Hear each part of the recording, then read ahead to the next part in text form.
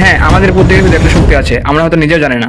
তুমি হয়তো বলছো আমায় দেখেই হবে। আমি তো অনেক পিছিয়ে আছি, কিন্তু বিশ্বাস করো, প্রতিটা সফল মানুষ এক সময় তোমার মতো করেই ভেবেছে। তাদের পার্থক্য হলো তারা থেমে যায়নি, তারা প্রতিদিন একটু একটু করে এগিয়েছে।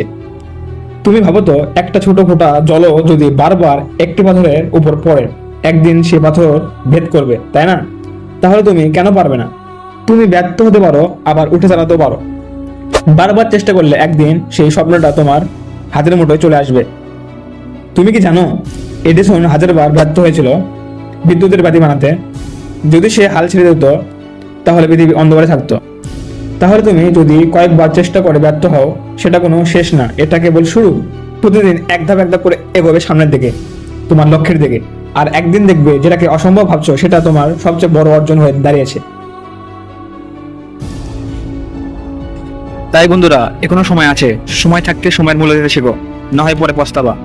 ধন্যবাদ সবাইকে।